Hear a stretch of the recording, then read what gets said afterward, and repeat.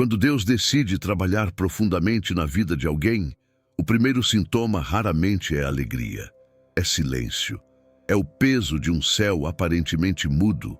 É o choro solitário que escorre no travesseiro enquanto o coração grita: Senhor, por quê? O processo de Deus não começa com palmas nem com explicações detalhadas. Ele começa com um chamado que muitas vezes parece um abandono. Começa com a sensação de que fomos esquecidos, ignorados ou punidos. Mas o silêncio de Deus não é desprezo, é estratégia. É nesse silêncio que ele retira os ruídos do mundo, os aplausos da carne, os elogios que inflam o ego, e nos coloca no terreno fértil da humildade. Porque antes de revelar o propósito, Deus nos ensina a ouvir. E para ouvir a voz dele com clareza, ele precisa nos afastar do barulho. Quando o céu se cala, é porque o coração precisa ser educado a escutar de novo. A dor inicial do processo não é um erro, é o primeiro passo. O sentimento de estar sendo esmagado, sozinho, sem direção, nada mais é do que o início da reconstrução. E não existe reconstrução sem primeiro haver demolição. A estrutura que sustentava uma fé superficial precisa cair. Os alicerces construídos sobre emoção, sobre vaidade, sobre interesse ou conveniência, todos precisam ruir. E isso dói. Dói ver Deus tirar aquilo que parecia tão certo. Dói perder amizades, perder portas abertas, perder estabilidade. Dói não entender o que Ele está fazendo. Mas é nessa dor que Deus está dizendo: eu não vou deixar você viver abaixo da promessa. Eu não vou permitir que você se acomode onde o céu já te chamou para sair. O desconforto do início é a prova de que você foi arrancado da zona de conforto espiritual para ser inserido no processo de transformação. Muitos desistem aqui. Muitos não resistem à dor do início. Preferem voltar para a escravidão do Egito espiritual a enfrentar o silêncio do deserto. Mas Deus não trabalha com covardes. Ele não forma guerreiros em salões de festa. Ele treina soldados na lama, na espera, na angústia e no aparente abandono. E é exatamente nesse cenário que a voz dele se tornará mais nítida. É nesse vale onde ninguém te entende que você vai finalmente entender o propósito. Porque a dor, quando aceita com fé, se torna solo fértil para a revelação. No livro de Isaías, capítulo 55, versículo 9, está escrito: assim como os céus são mais altos do que a terra, os meus caminhos são mais altos do que os vossos caminhos, e os meus pensamentos mais altos que os vossos pensamentos. Ou seja, o que hoje te confunde, amanhã será o motivo da sua gratidão. A lágrima que hoje te envergonha será a fonte do testemunho que vai curar multidões. Não se engane com o silêncio. Deus nunca está inativo. Mesmo quando você não ouve, Ele está trabalhando. Mesmo quando você não sente, Ele está moldando. Mesmo quando você não vê saída, Ele está construindo um caminho. A ausência de ruídos do céu não significa ausência de movimento no reino. Na verdade, os momentos mais profundos da ação divina acontecem justamente quando tudo parece parado. Porque Deus não é refém do nosso calendário, nem dos nossos sentimentos. Ele não precisa nos avisar que está fazendo. Ele simplesmente faz. E quando a obra se manifesta, você entende que todo aquele sofrimento inicial foi, na verdade, amor disfarçado de silêncio, disciplina disfarçada de deserto, graça disfarçada de dor. A dor do começo é prova de que você está vivo no reino. Mortos espiritualmente não sentem incômodo. Mortos não choram por direção. Mortos não se revoltam por não ouvir Deus. Simplesmente seguem inertes. Se você está em conflito, se o silêncio está te esmagando, se a dor parece te consumir, é porque o Espírito ainda te move. É porque há um propósito ardendo por dentro. É porque o céu ainda conta com você. E se o céu te chamou, o inferno vai tentar te calar no início do processo. mas você não é fraco, você só está sendo arrancado da superfície para mergulhar fundo, e mergulhar fundo dói, mas revela. Por isso, não fuja do silêncio, encare. Ele não está te matando, está te alinhando. Deus não te trouxe até aqui para te fazer chorar por vaidade. Ele te permitiu entrar no processo porque confia no que você pode carregar. E quem Ele permite quebrar é porque Ele já decidiu restaurar. Mas só depois de moldar, só depois de amadurecer, só depois de ensinar o valor da escuta.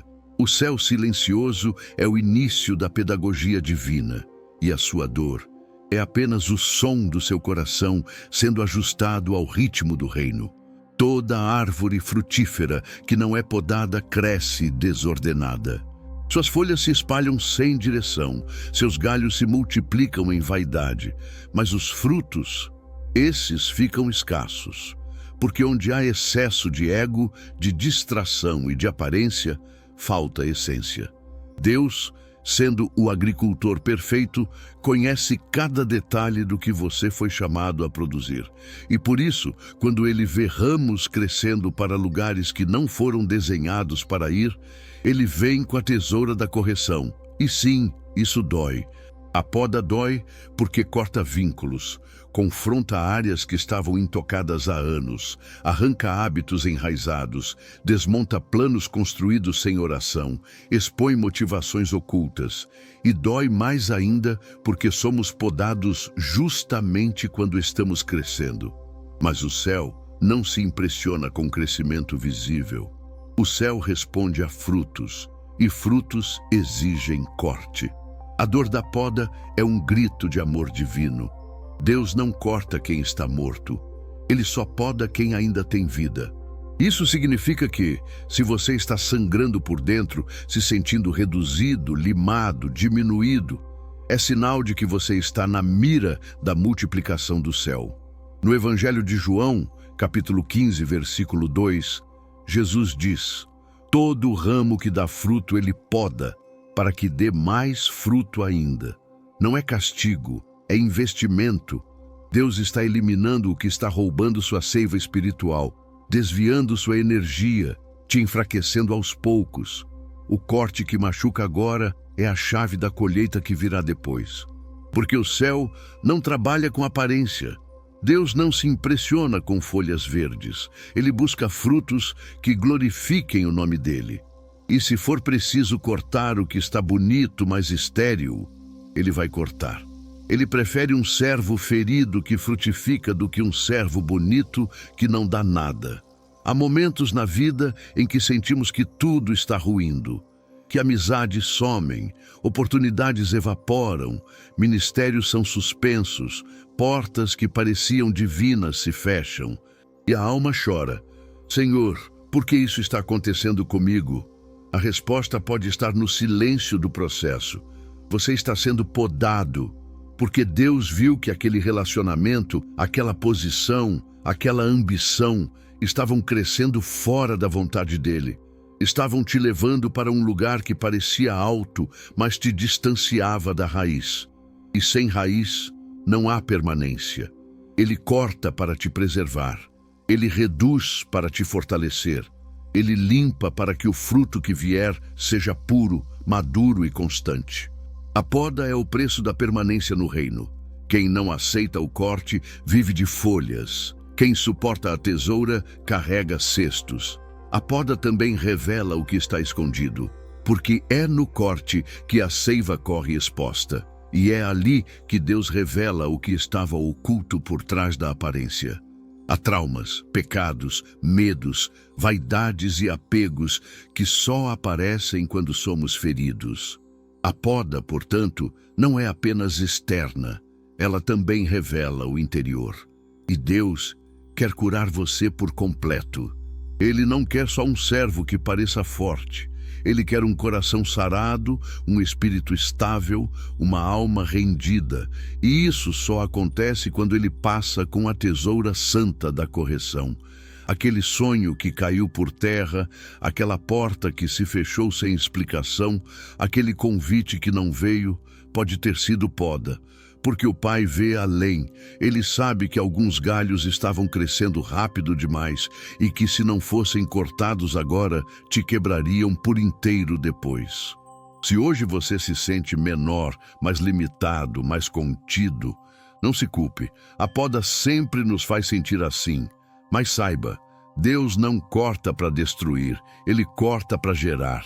Ele está te preparando para frutificar em outro nível. O corte de hoje é a antecipação da colheita de amanhã. Você vai florescer de novo, mas de forma mais sábia. Vai produzir mais, mas sem se perder. Vai frutificar com raízes mais profundas. Porque quem foi podado por Deus nunca mais cresce por vaidade, cresce por propósito. E isso muda tudo. Poucas verdades são tão difíceis de aceitar quanto esta. O amor de Deus também fere. Não porque Ele seja cruel, mas porque Ele é justo. Não porque Ele tenha prazer no nosso sofrimento, mas porque conhece os perigos que nos rodeiam e sabe que alguns deles só serão evitados se formos profundamente quebrantados. O mesmo Deus que cura é o Deus que corta. O mesmo que consola também disciplina. O mesmo que levanta, primeiro derruba. E essa é a dor mais confusa para a alma humana. Ser ferido por um pai que ama incondicionalmente. Mas é nessa tensão espiritual que se revela o caráter mais puro do reino. O pai não fere por raiva, ele fere por zelo. E quando ele permite a dor, é porque já escreveu o destino de restauração. No livro de Jó, capítulo 5, versículo 18, está escrito: porque ele faz a ferida, e ele mesmo a liga. Ele fere, mas suas mãos curam. Essa é a anatomia divina, corte e cura no mesmo toque. O problema é que fomos ensinados a ver amor apenas como afago, como proteção constante, como bênção sem contrapartida. Mas o amor bíblico, o amor real, é aquele que se importa demais para deixar você continuar vivendo errado. Deus vê o abismo antes de você chegar nele. Ele vê o veneno escondido na escolha que parece doce. Ele enxerga o orgulho camuflado nos seus aplausos. Ele percebe o perigo oculto no seu sucesso. E então ele age. Corta, tira, quebra. Porque se não ferisse agora, o dano mais à frente seria irreversível.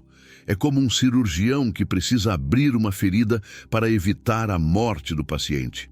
E nesse processo, o bisturi dói. Mas é exatamente esse corte que salva. Com Deus, a dor não é aleatória. Ela é instrumento, ferramenta, estratégia de cura.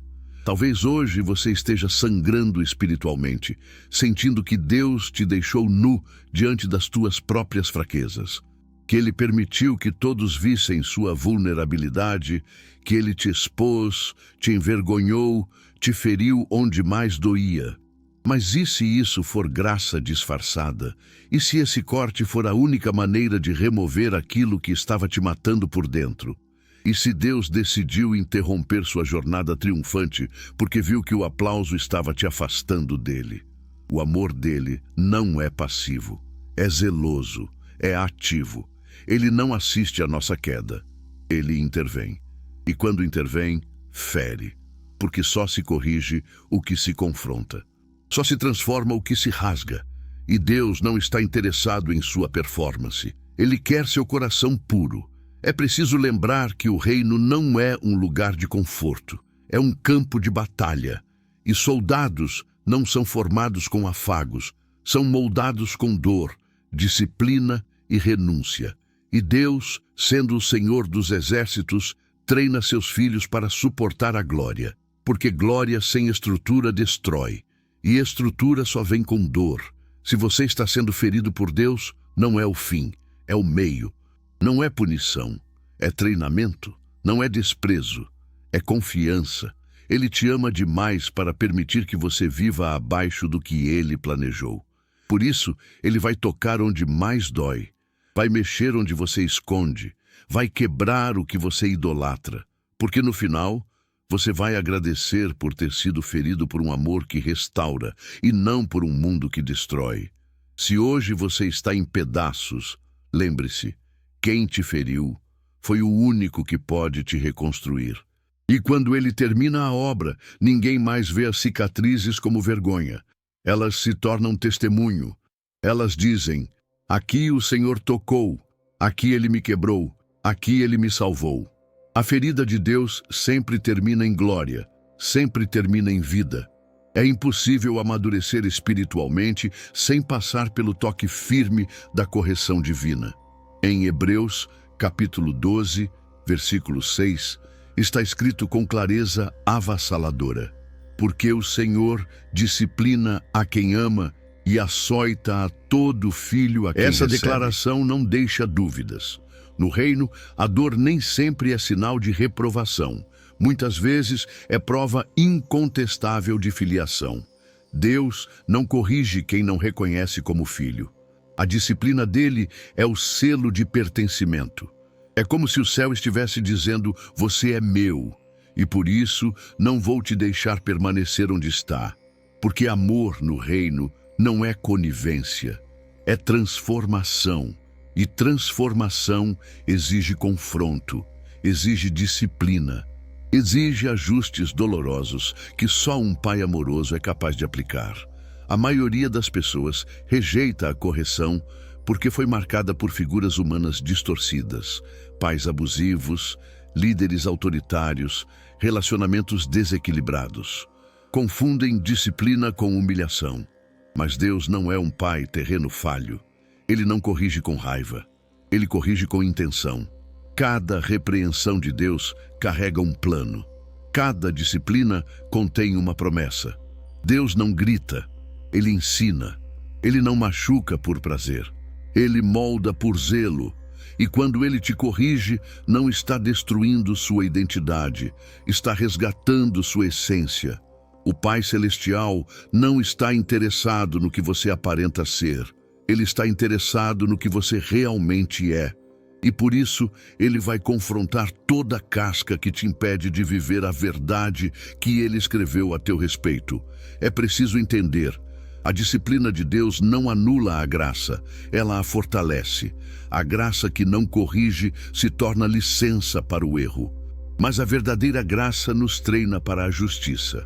O apóstolo Paulo, escrevendo a Tito, capítulo 2, versículo 12, diz que a graça nos ensina a renunciar à impiedade e às paixões mundanas, e a viver de maneira sensata, justa e piedosa. Ou seja, a graça que Deus derrama sobre nós não é uma desculpa para viver do nosso jeito. É uma capacitação para viver do jeito dele. E para isso, ele nos disciplina, nos confronta, nos puxa para perto mesmo quando estamos resistindo. E no calor dessa correção, a carne grita, o ego se ofende, mas o espírito floresce. Não há crescimento sem correção. Toda árvore saudável passa por poda. Todo atleta precisa de treino duro. Todo vaso precisa passar pelo fogo.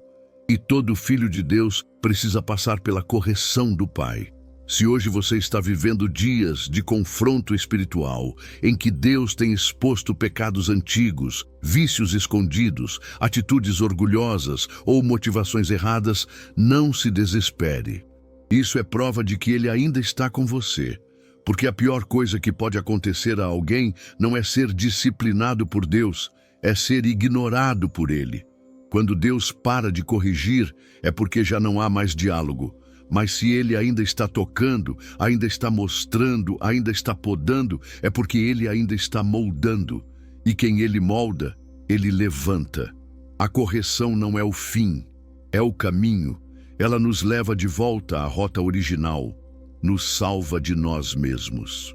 Nos impede de construir castelos sobre areia movediça. Deus não tem medo de te fazer chorar hoje, se isso for te poupar de uma ruína amanhã. Ele sabe o que está em jogo, ele enxerga o que você não vê. E por isso, mesmo quando dói, a disciplina é um gesto de profundo amor. Um amor que prefere ver você ferido no presente a te ver destruído no futuro. E quando você entender isso, vai começar a agradecer pelas correções. Vai parar de fugir dos confrontos e vai começar a pedir: Senhor, não me deixe viver sem correção. porque eu prefiro ser um filho disciplinado do que um servo acomodado. Muita gente confunde o deserto com a derrota. Olham para o vazio, para a escassez, para o silêncio e concluem que Deus os abandonou. Mas o deserto no reino nunca foi lugar de rejeição. Foi sempre um ambiente de revelação. É no deserto que o céu fala com clareza. É no deserto que o pão cai do alto. É no deserto que a água brota da rocha. É no deserto que o coração é testado, a motivação é revelada e a fé é refinada. O deserto é o laboratório onde Deus transforma o crente emocional em um filho obediente. Ele não te leva ao deserto para te matar. Ele te leva para te mostrar que você não depende do que tem, depende de quem está contigo. E quando tudo o que você tem é Deus, é aí que você descobre que Ele é tudo o que você sempre precisou. O deserto não tem atalhos. Deus não apressa processos que envolvem transformação de caráter. O povo de Israel saiu do Egito com pressa, mas a terra prometida não chegou com velocidade. Foram 40 anos de formação, porque sair da escravidão é rápido, mas tirar a escravidão de dentro do coração leva tempo. E o deserto tem essa missão: esvaziar você do Egito, espremer seu orgulho, matar o vício de controle, silenciar a murmuração. No livro de Deuteronômio, capítulo 8, versículo 2, Deus diz: lembra-te de como o Senhor, teu Deus, te conduziu por todo o caminho no deserto durante 40 anos, para te humilhar e te provar, a fim de saber o que estava no teu coração. O deserto não é sobre sofrimento, é sobre diagnóstico. É onde Deus mostra o que há dentro de você. E é onde Ele começa a te refinar até você se parecer com Ele. E talvez hoje você esteja exatamente aí, no meio do nada, com sensação de abandono, de injustiça, de que suas orações batem no teto. Você vê pessoas avançando, portas se abrindo para todos, enquanto sua vida parece estagnada. Mas Deus não mede avanço com a régua do mundo. Ele mede pela profundidade da transformação. E no deserto, Ele está te ensinando a andar pela fé e não pela vista. Está te ensinando a depender da provisão diária, do pão de hoje, da direção de agora. Porque o deserto é a escola onde se aprende que a fé não é um sentimento, é uma decisão. E cada passo que você dá em obediência no meio do deserto é uma semente de glória plantada no invisível. O deserto também revela quem está com você e quem nunca esteve. No calor da provação, amigos somem, aplausos cessam, convites desaparecem e você se vê nu, sozinho, de joelhos. Mas é nesse lugar que Deus se torna tudo. É ali, entre a poeira e o cansaço, que Ele aparece como nuvem de dia, como fogo à noite. É ali que Ele se apresenta como Jeová Jiré, o Deus que provê. E quando você atravessa o deserto sustentado por Ele, ninguém mais te convence que você depende do sistema, das conexões ou das oportunidades humanas. Porque você viu a água sair da rocha, você viu o pão cair do céu. Você foi alimentado por promessas, e isso muda tudo. Não despreze o deserto. Ele não é o fim da sua história. Ele é o capítulo mais intenso de formação. É onde o caráter é forjado, a identidade é selada, a fé é firmada. E quem é aprovado no deserto está pronto para conquistar a promessa. Porque quem conhece Deus na escassez sabe adorá-lo na abundância. Quem aprendeu a depender dele quando não tinha nada, vai continuar com os olhos nele quando tiver tudo. O deserto é o antídoto contra a soberba, é a cura para o orgulho. É o lugar onde a alma aprende que não se vive de pão, mas da palavra que sai da boca de Deus. E quando você sai dele, não sai o mesmo, sai fortalecido. Sai limpo, sai consciente de que foi Deus quem te sustentou o tempo todo. A dor no reino nunca é em vão. Ela é a lupa de Deus sobre a alma humana. Quando tudo está bem, quando tudo flui, Quando o cenário é favorável, é fácil parecer forte, controlado, espiritual. Mas quando a dor chega, quando a perda rasga, quando a frustração pesa, quando a espera machuca, é aí que o que está escondido vem à tona. A dor revela. A dor não inventa o que somos. Ela apenas escancara o que já estava guardado no porão da alma. Ela mostra o orgulho mascarado de autoconfiança. Ela expõe o medo travestido de cautela. Ela grita os traumas que fingimos ter superado. E nesse lugar de exposição emocional, onde nos sentimos envergonhados até de nós mesmos, Deus entra não para nos condenar, mas para nos curar. Porque só Ele consegue tratar o que você passou a vida inteira escondendo até de você mesmo. É no sofrimento que os verdadeiros monstros interiores se levantam. A raiva contida, a incredulidade camuflada, o desejo de controle, a autopiedade, a comparação silenciosa, o vitimismo. Tudo isso aparece quando a dor nos pressiona. E isso não é maldição, é misericórdia, porque o que fica escondido não é curado, e o que não é curado, uma hora contamina tudo. Deus permite a dor para remover o verniz, para romper a casca, para quebrar as defesas. Ele sabe que enquanto você ainda estiver fingindo que está tudo bem, Ele não poderá operar com profundidade. E é por isso que, às vezes, Ele permite a queda, a falência, o abandono, a perda, o colapso emocional. Não para te destruir, mas para alcançar as partes mais profundas do seu coração. E quando essas áreas vêm à tona, o céu não se escandaliza, ele abraça, ele limpa, ele transforma. O salmista Davi, em um dos momentos mais vulneráveis de sua vida, escreveu no Salmo 139, versículo 23. Sonda-me, ó Deus, e conhece o meu coração. Prova-me e conhece os meus pensamentos. Davi entendia que só a dor tem o poder de provar o que os lábios não confessam. Porque é fácil dizer que confiamos em Deus quando tudo vai bem, mas a verdadeira confiança se revela quando tudo vai mal. É fácil dizer que perdoamos até que somos novamente feridos. É fácil parecer espiritual até que alguém nos humilha ou nos trai. A dor testa o que a palavra promete. A dor revela o quanto ainda temos a ser transformados. E Deus usa esse campo de guerra interno como oficina de santidade. Talvez você esteja enfrentando hoje uma fase em que nem se reconhece mais.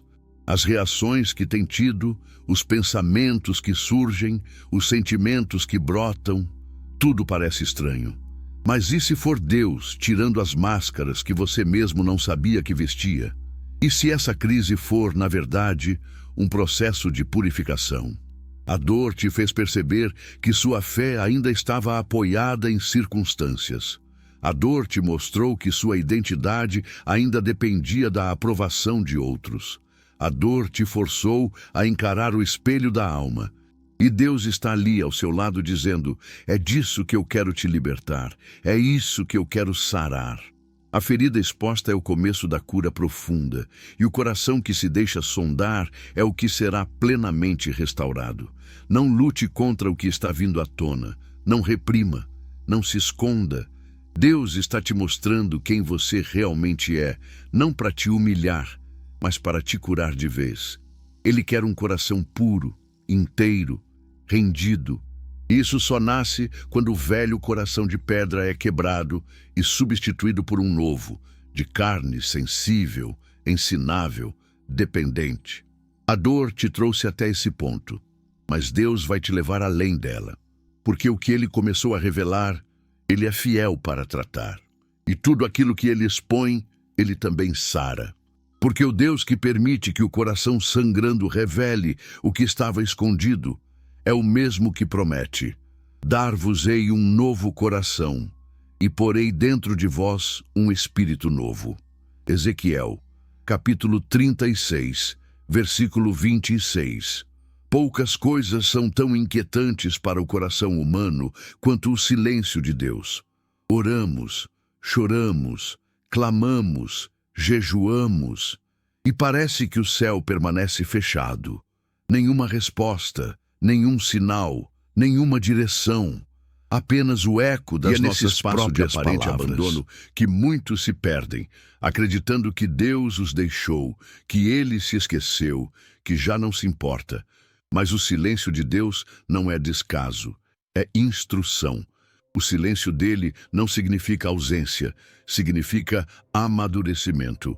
Porque quando Deus se cala, Ele está ensinando algo que o barulho nunca permitiria ouvir. Ele está moldando a alma para discernir sua presença mesmo quando não há manifestação. Está ensinando você a confiar não no que sente, mas no que sabe.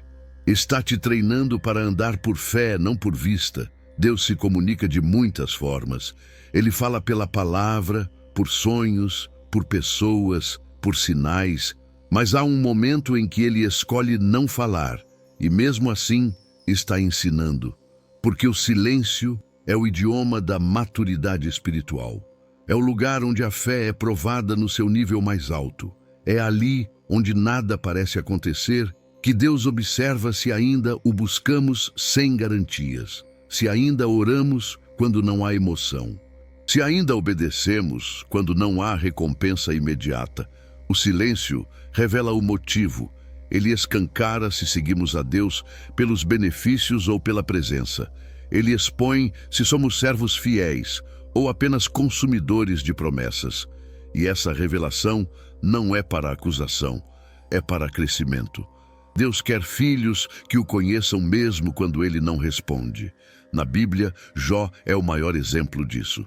Um homem íntegro que foi mergulhado em dor, perda, doença e abandono, e que mesmo assim permaneceu.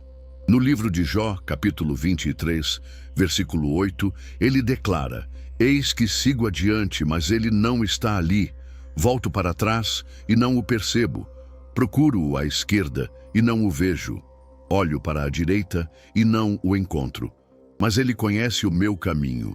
Jó não via, não ouvia, não sentia, mas confiava. Porque fé não é sobre sensações, é sobre convicções. Deus estava em silêncio, mas não estava longe.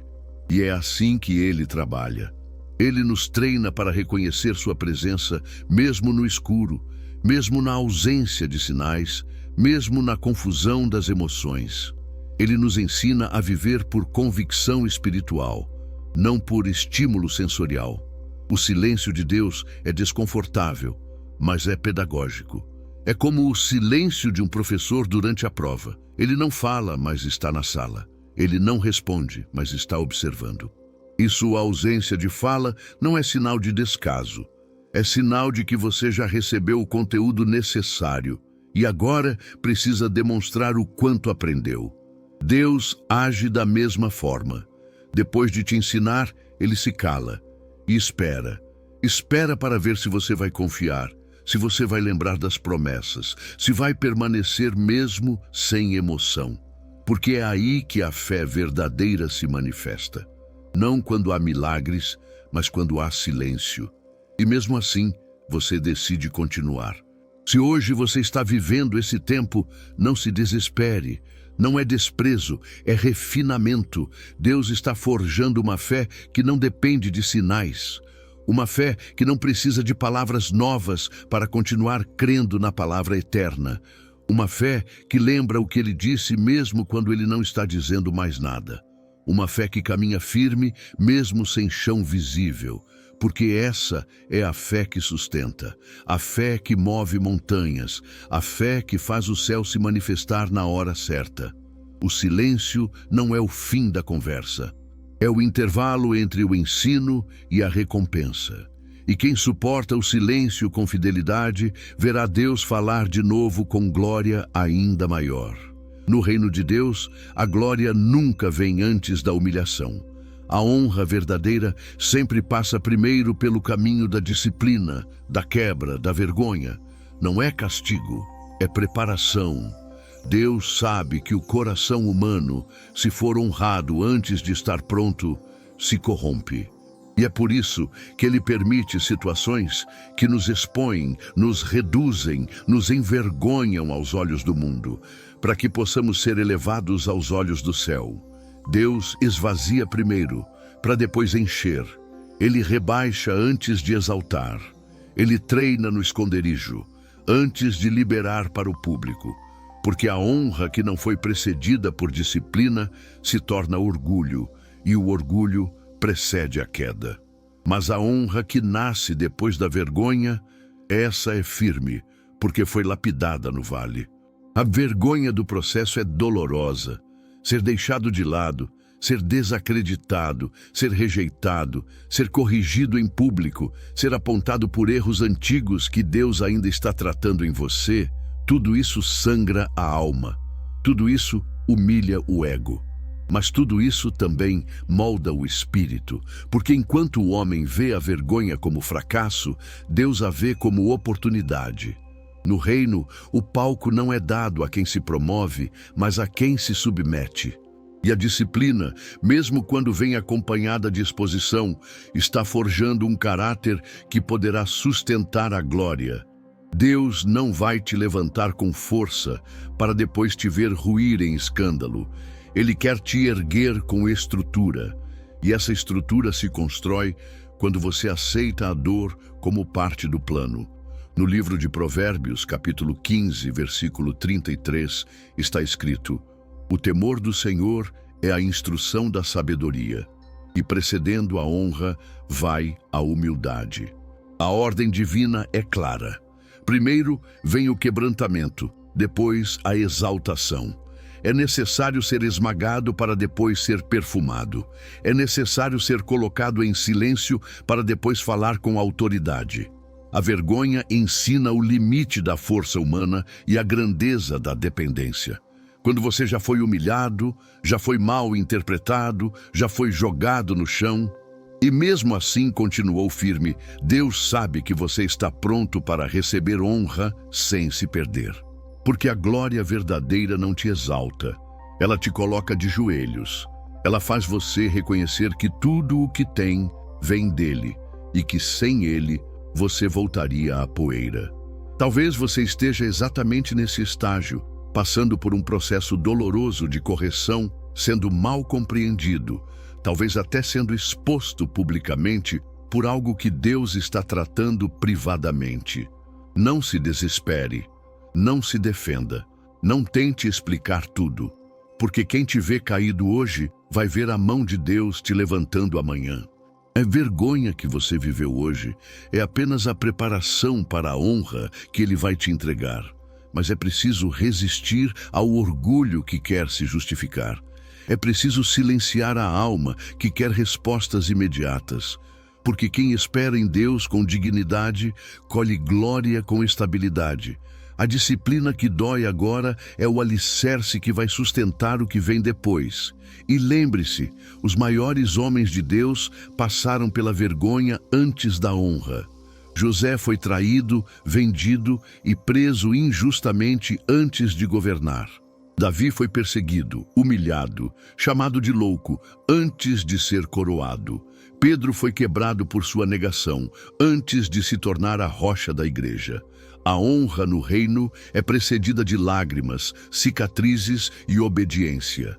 Não tenha vergonha da vergonha.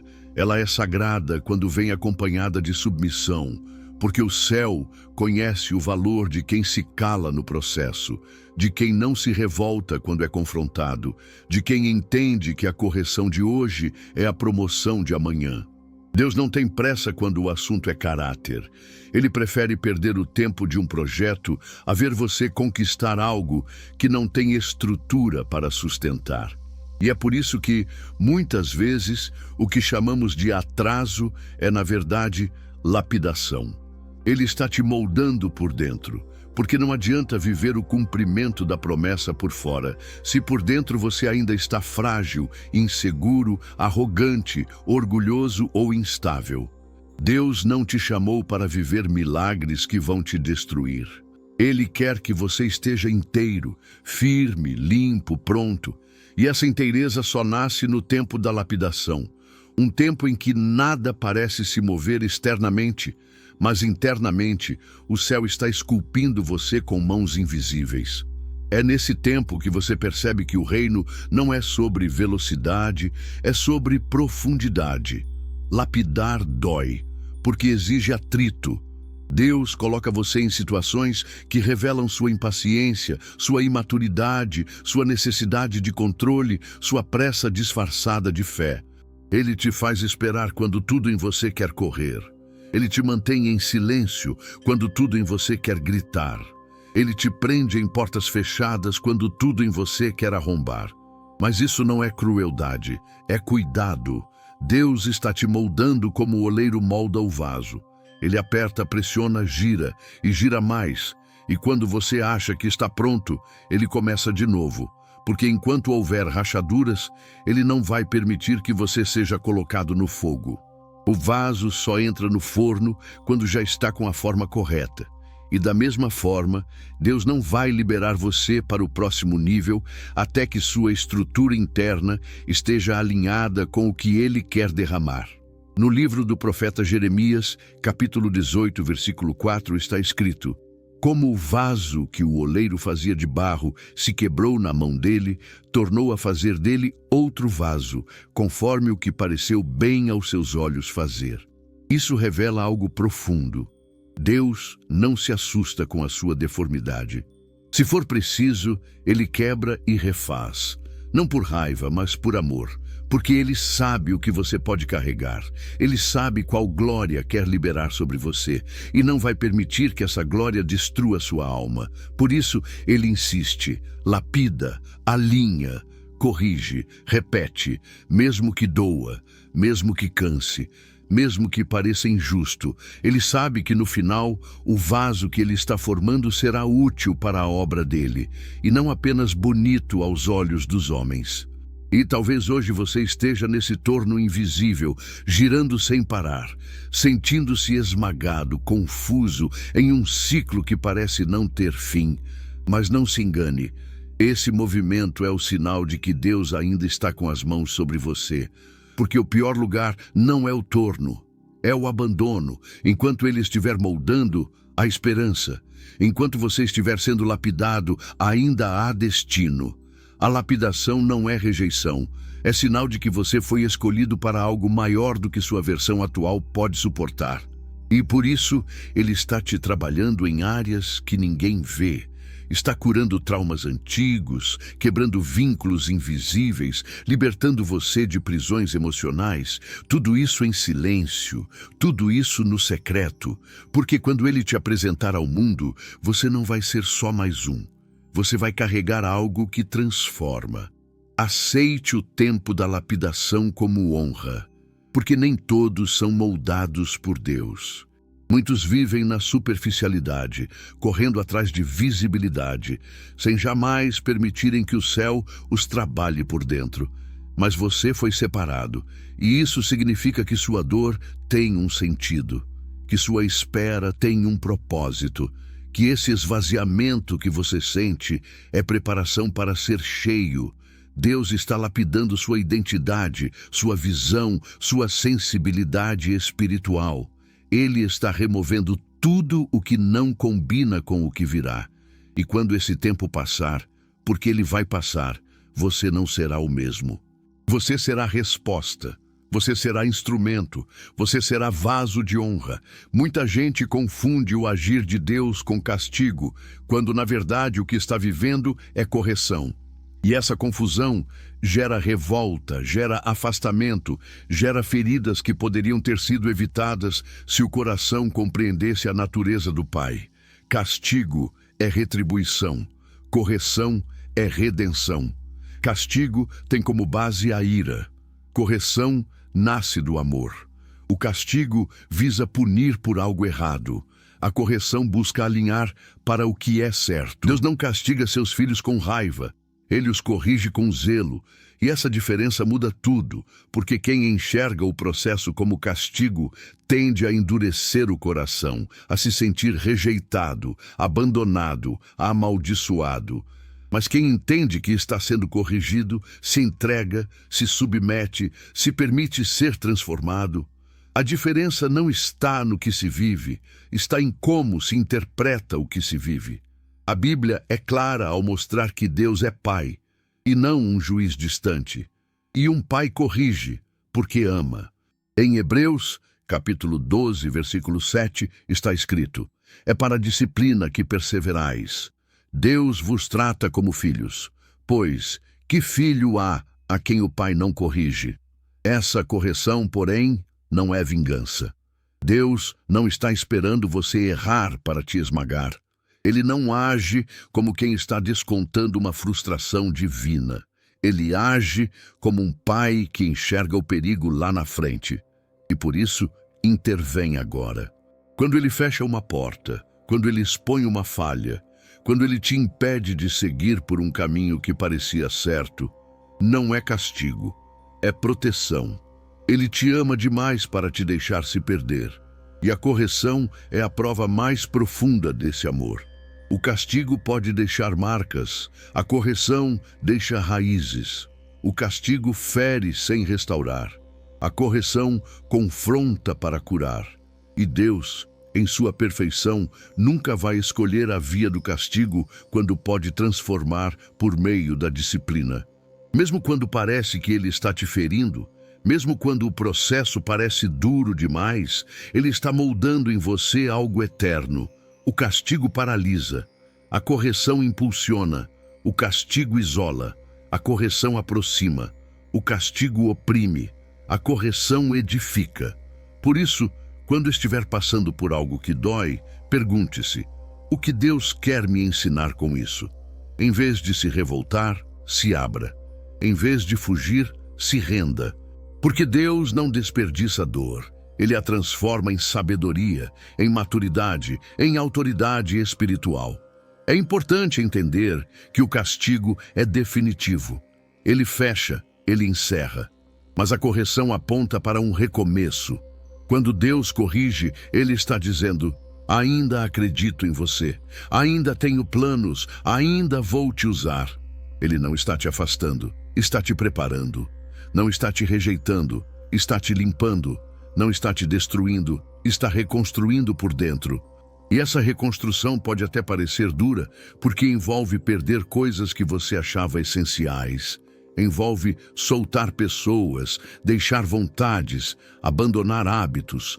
Mas é exatamente isso que te aproxima do centro da vontade de Deus. E nesse centro não há dor que dure para sempre, só há propósito.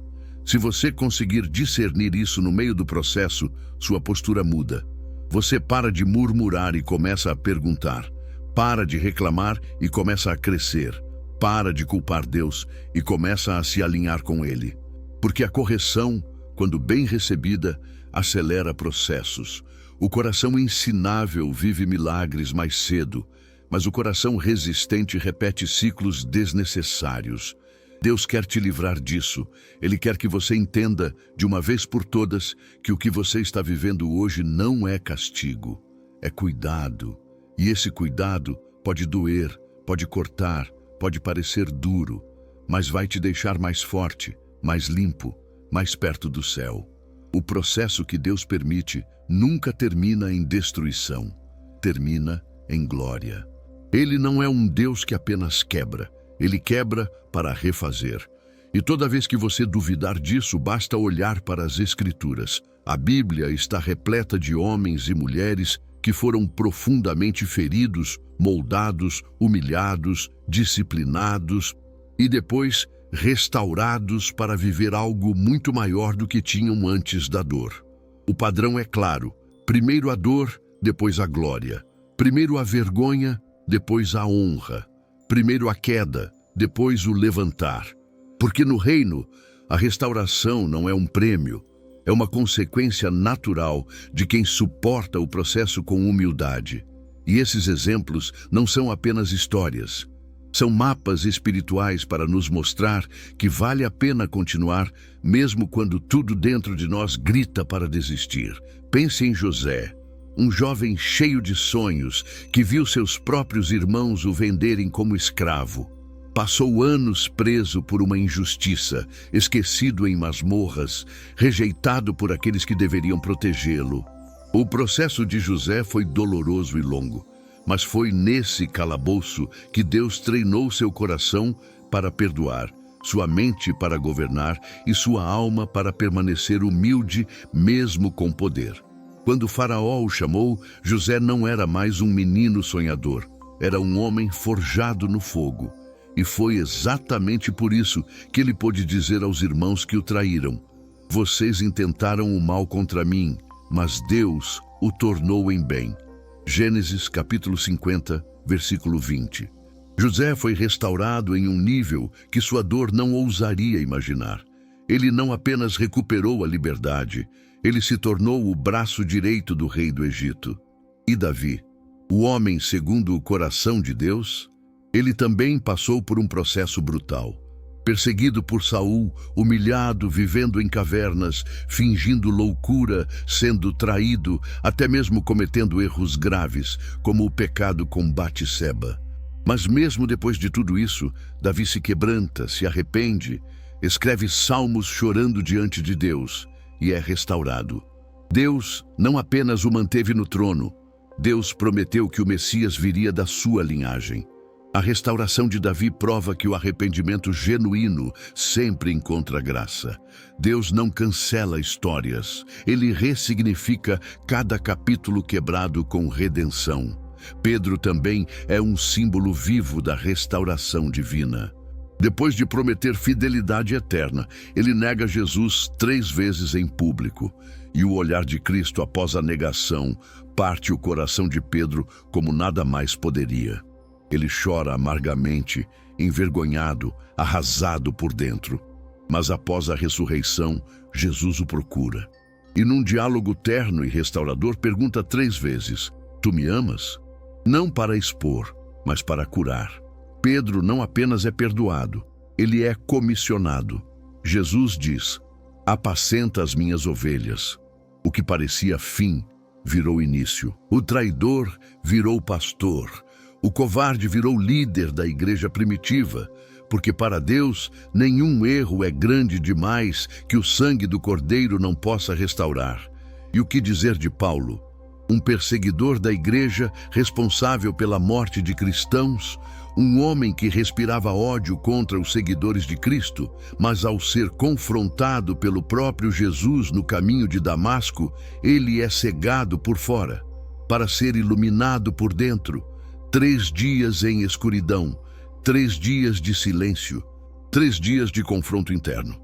E então, ao ser curado da cegueira, Paulo se torna o maior missionário da história da igreja. O autor de cartas que moldaram o pensamento cristão.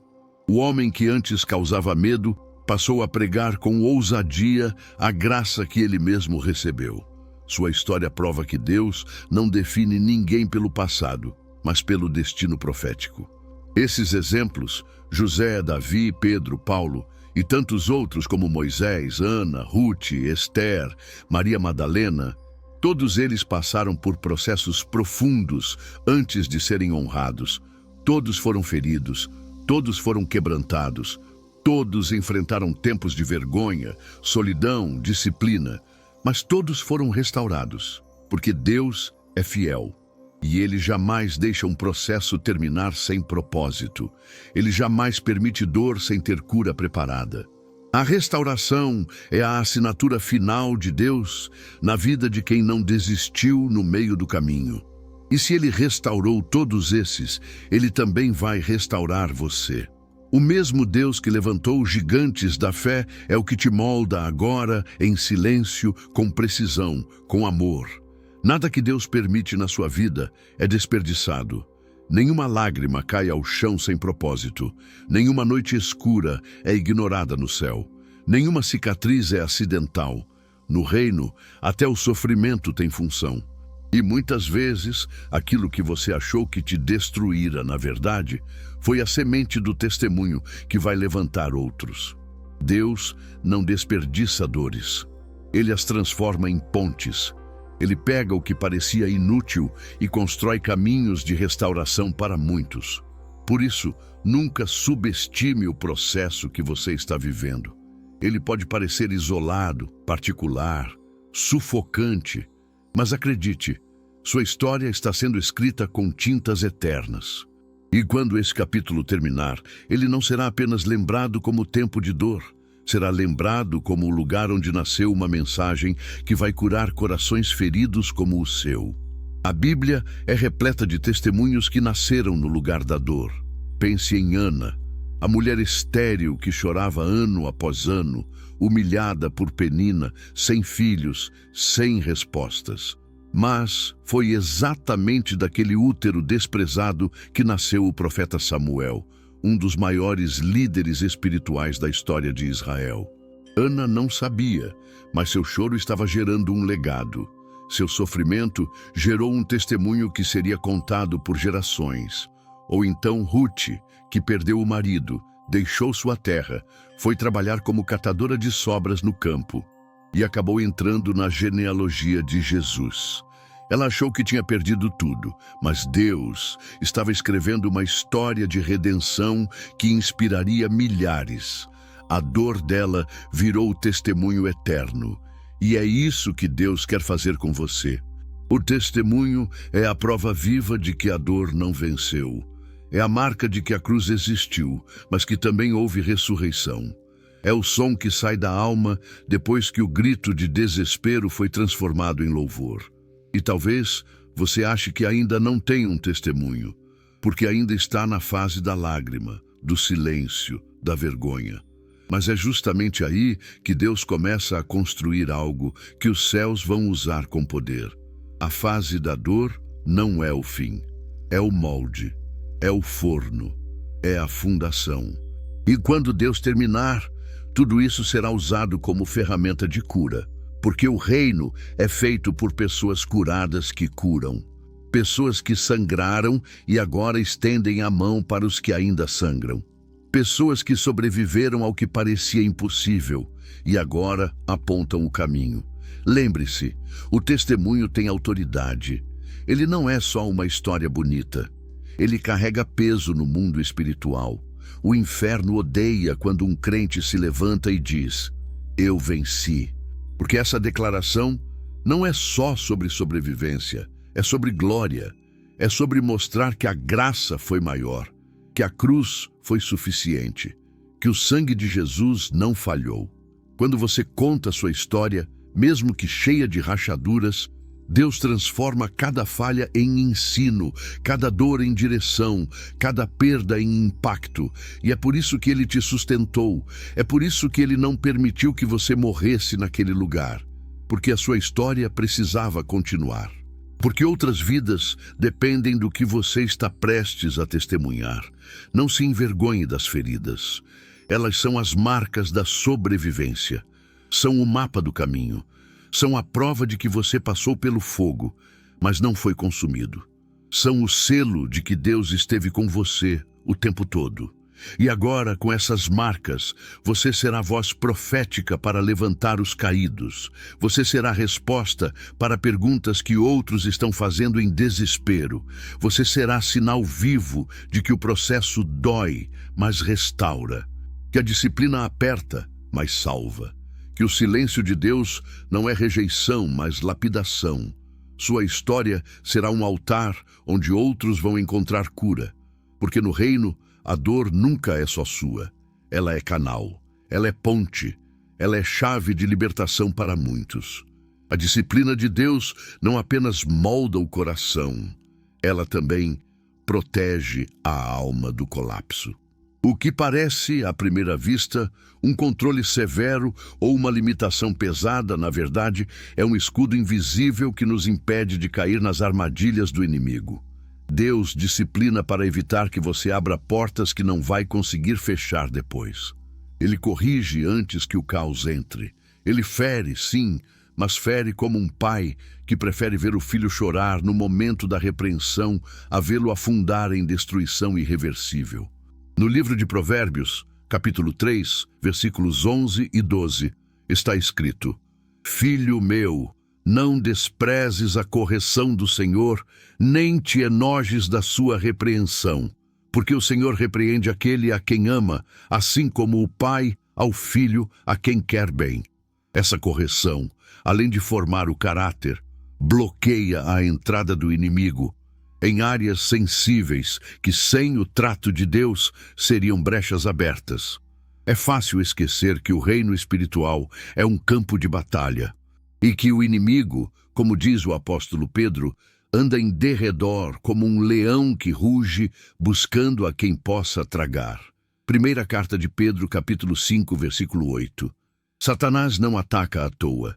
Ele ataca onde há vulnerabilidade, onde há brechas, onde há áreas da vida sem vigilância. E sabe o que preenche essas brechas? A disciplina do Pai. Ela fortalece os muros, ela trava as portas, ela fecha rachaduras que, se não forem tratadas, se tornam entradas para o caos. Às vezes, a dor que você sente hoje é Deus travando algo que te destruiria amanhã. Às vezes, a lágrima que escorre agora é o livramento que você não viu acontecer. A disciplina dói, mas é milagre disfarçado. Quantas vezes o Espírito Santo nos impediu de aceitar propostas aparentemente perfeitas? Quantas vezes ele nos puxou de volta com firmeza quando nossos pés estavam prestes a pisar em um terreno de morte? Quantas vezes Deus nos impediu de manter amizades tóxicas, relacionamentos que pareciam amorosos, mas eram laços de aprisionamento emocional?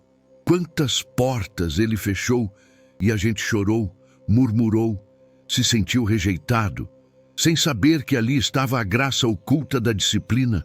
O Pai vê o que você não vê. Ele enxerga os bastidores. E por mais que doa ser interrompido, ser barrado, ser reduzido, a disciplina é proteção antecipada, é prevenção. É o céu dizendo: não vou deixar o inimigo te tragar. Vou intervir agora com dor para evitar a ruína depois. A disciplina também desmascara ciladas internas, desejos desgovernados, vaidades disfarçadas, necessidades emocionais que abrimos mão de tratar. O inimigo sempre procura essas brechas internas.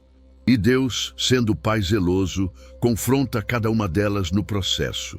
Ele permite confrontos para sarar impulsos que nos fariam cair. Ele toca onde dói para revelar o que está podre. Ele corrige com firmeza para evitar que a alma se perca no engano. Porque quando ele disciplina, ele está dizendo: eu quero você comigo até o fim. E não vou permitir que nada, nem ninguém, nem você mesmo, destrua o que eu estou construindo em você. E se hoje você está sentindo o peso de um tempo duro, de um tratamento divino severo, saiba, esse peso é a prova de que o Pai ainda está com você. É o sinal de que Ele ainda te vê como filho, porque o caos só se instala na ausência de disciplina. O inferno só toma espaço onde o Pai não governa mais. E se Deus ainda está te corrigindo, te moldando, te alinhando, é porque você ainda está dentro. Ainda é dele. Ainda está no plano. E o plano dele sempre envolve te manter livre do caos do inimigo. O processo pode parecer cruel, mas é cuidado, é proteção. É o amor do Pai te blindando, mesmo que para isso ele precise usar a dor. Deus nunca fere sem ter já preparado o remédio. Nunca quebra sem ter em mãos o plano de reconstrução. Nunca disciplina sem, ao mesmo tempo, carregar o frasco do bálsamo. Esse é o paradoxo da graça. O mesmo Deus que confronta com firmeza, cura com ternura. O mesmo Deus que pressiona a alma com correções severas é aquele que, no tempo certo, vem com um toque de amor que nenhum ser humano seria capaz de oferecer.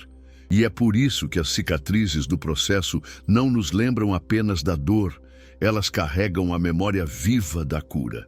Quando Jeremias, no capítulo 8, versículo 22, clama dizendo: acaso não há bálsamo em Gileade? Acaso não há médico ali? Ele está gritando com o coração partido por ver um povo ferido. Mas implicitamente, ele está apontando para a resposta. Sim, há bálsamo. Sim, há cura. E ela vem do céu. O bálsamo de Gileade não era apenas uma substância física na antiguidade. Ele simbolizava algo muito mais profundo, o toque restaurador de Deus.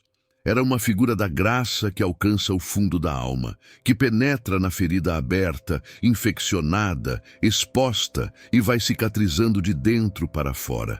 E o mais impressionante é que Deus aplica esse bálsamo justamente nas feridas que Ele mesmo permitiu. Isso mostra o quanto o processo não tem um fim aleatório. Ele tem um destino de restauração. Deus disciplina com zelo, mas cura com doçura. Ele não abandona o vaso depois de quebrá-lo. Ele segura os cacos e, com mãos de artesão, molda algo novo. E quando termina, o que antes era só dor, vira testemunho, vira perfume, vira instrumento. Talvez você esteja nesse ponto agora, sentindo que já entendeu a lição, já chorou tudo o que havia para chorar, já reconheceu suas falhas, já se rendeu. E a alma clama: Senhor, onde está a cura? E o céu responde: ela está vindo com ternura. Deus não se apressa, mas também não atrasa a hora de aplicar o bálsamo. E quando ele vem, não vem com culpa, nem com reprovação, vem com consolo. Ele não joga sua história no rosto, ele não esfrega sua dor com desprezo. Ele senta ao seu lado, toca com leveza, cura com paciência, vai massageando a alma dia após dia, até que aquela dor que antes paralisava já não grita mais, até que aquele peso que esmagava já não domina mais, até que aquele buraco no peito já não assusta mais, porque o bálsamo dele preenche o que o mundo feriu. A cura de Deus não é rápida, mas é profunda. Ele não remenda, ele transforma. Não camufla, ele renova, e quando termina, você não apenas volta ao estado anterior, você volta melhor, mais maduro, mais sensível, mais limpo, mais forte, mais parecido com Jesus, porque o bálsamo dele não é apenas para aliviar, é para ressignificar, é para deixar claro que tudo o que você viveu até aqui teve um porquê, e que agora, com essa ferida curada, você será resposta para muitos. Você será um instrumento nas mãos dele para aplicar bálsamo em outros também. Porque quem foi curado, cura. Quem foi restaurado, restaura. Quem sobreviveu à dor, se torna remédio na dor dos outros. Não duvide, Deus vai te curar completamente. O mesmo que te expôs para transformar, agora vai te cobrir com honra. O mesmo que te feriu com zelo, agora vai te envolver com ternura. O bálsamo está a caminho, e quando ele tocar sua alma, tudo aquilo que parecia que nunca ia passar, vai cicatrizar. E o que hoje é ferida, amanhã será marca da fidelidade dele. Chega um momento no processo onde o choro cessa, a ferida cicatriza e o coração percebe: Deus não estava te destruindo, Ele estava te reconstruindo. Tudo aquilo que parecia fim foi, na verdade, reinício. Tudo aquilo que parecia punição era preparação. Toda a dor, toda a vergonha, toda a solidão, todo o silêncio estavam te conduzindo para um lugar de glória que você jamais imaginaria alcançar. Porque quando Deus restaura, Ele não devolve apenas o que foi perdido. Ele entrega muito mais. Ele entrega com honra, ele entrega com propósito, ele entrega com maturidade. O que antes era lágrima, agora é sorriso. O que antes era deserto, agora é terra fértil. O que antes era pó, agora é plataforma para outros verem que há um Deus que transforma dor em bênção. A restauração de Deus é completa. Ela toca o que os homens nem sabiam que estava quebrado. Ela reconstrói não só as aparências, mas também os alicerces. E quando ela chega, ninguém pode impedir. O mesmo povo que te viu ser humilhado será testemunha da tua exaltação. O mesmo ambiente que te rejeitou será palco da tua restituição. O mesmo lugar onde você chorou escondido será cenário do teu louvor público, porque o processo não termina no vale, ele termina no monte. Não termina na vergonha, termina na honra, não termina na quebra, termina na glória. Deus te levou até o fundo, não para te deixar lá, mas para cavar mais espaço. Porque o que Ele vai derramar sobre você exige profundidade.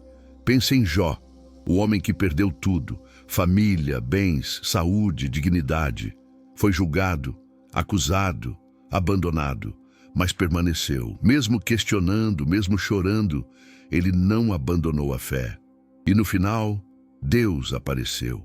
E não apenas restaurou, mas lhe deu o dobro de tudo, sim, o que ele tinha antes.